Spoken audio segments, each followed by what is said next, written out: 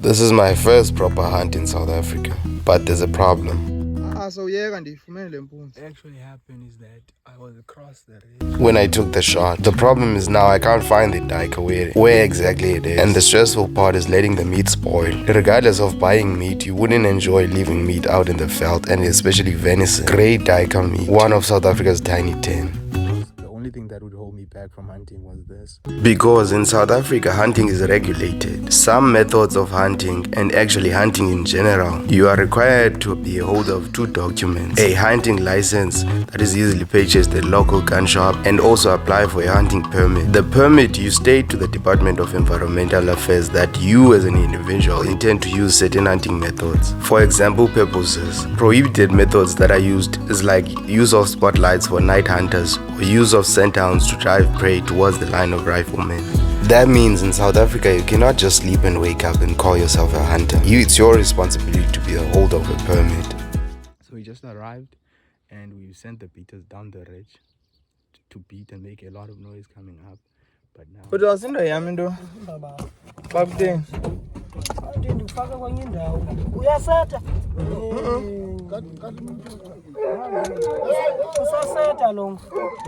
the setting up comments is only because a few days ago I had bought a new scope, but I had not sighted it in yet. What I did, I just took out the old one and put in the new one and then sighted it in. But my biggest problem was coming to fix the trailer that I had left a long time ago back home. But it was not an easy fix. The replacement axle had arrived a few days ago and fixed the trailer, then the next day I'd be able to hunt, so hopefully I thought. But it was an impossible task because it wouldn't fit. for today the devil now knows that I'm the older one for now because the bolts were not fitting.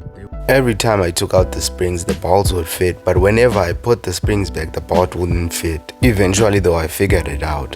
I figured out a way to just force them through without eating the threads.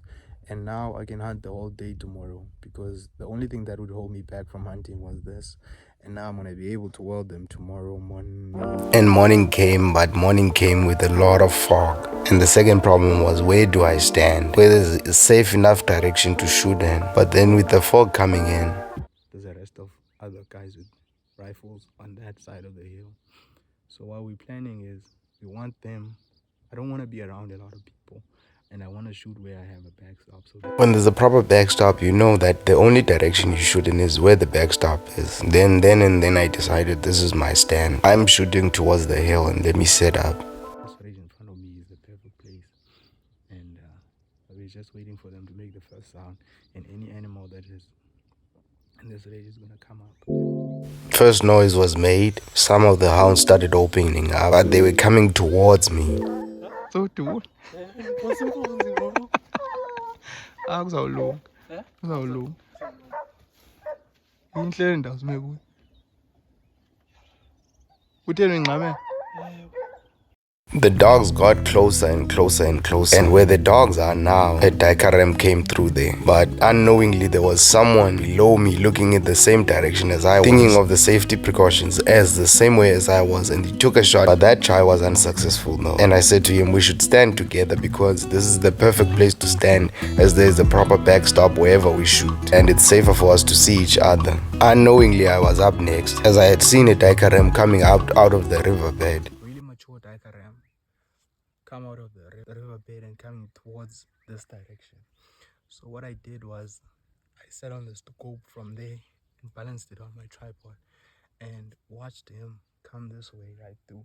When he was here, I had already placed my reticle there. So when he came in, out of the 270, 130 grain, one shot rang, but now the problem was finding where actually the animal was. Tried going down there, moved around in circles for a very long time, because there were 3 paths that you could see that there was evidence that the duiker used to get out of the riverbed. But out of all the 3, I couldn't find the duiker. The last time I saw it was when I saw it on the scope file, but I didn't notice where. Actually, you lose track of where it is from across the hill when you're there, and the environment looks the same all over. When I walked in circles for a very long time, I eventually found the duiker.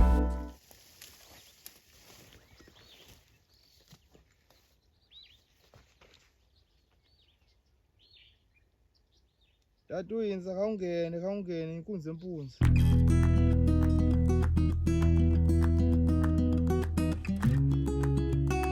Now the impossible task of trying to carry out this tiger ram. It might be part of the tiny tin, but in terms of weight, it doesn't feel tiny. And the landmark that I was at there was across the hill. But because of everything looking similar, I couldn't actually figure out where it was exactly. But eventually I found it.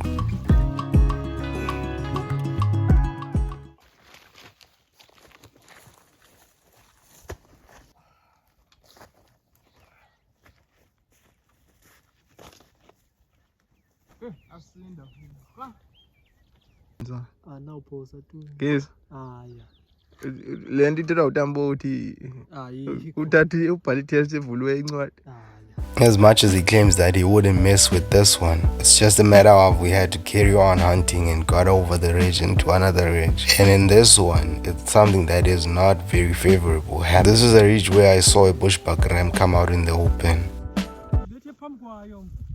Hayi nami ndithi utsale nawe? Ke? Esipakanyele nkunzi. Thixo umcwesi kodwa sibhudisileyo ekuqaleni manje. Ngeke waphona. Imile la nkunzi mame. Ungxamile ushayethu. Asikashethi. Ungxamile. Imile la nkunzi imamele. Ngaxa nditsala thina kho mbumbulu ndiqonza kufaka imbumbulu hayi nami vesitsho. And something that I will never do is when we at a stand, I stand with someone else. And secondly, what I'll never do is tell someone there's a buck and then fix myself to shoot the buck, because as I was preparing myself and I was breathing in and then I was going to breathe out and let the shot go when I was breathing out, because it's a standing shot. It's not moving, it's standing. Dark bushbuck ram was there. The mistake I had done was saying there it is and pointing. The guy next to me let it rip. And as fast as he was shooting, I don't believe that he had it in his sights. He just shot. And as unfavorable as that is, it's one lesson that I'll have to learn for the rest of my life is that I stand alone when I'm in a stand. And if I'm with someone, I do not announce that I see something. The only time they hear is when they're shot range. For now, this is part 1 of our weekend hunt. I'll definitely upload part 2 in the coming days.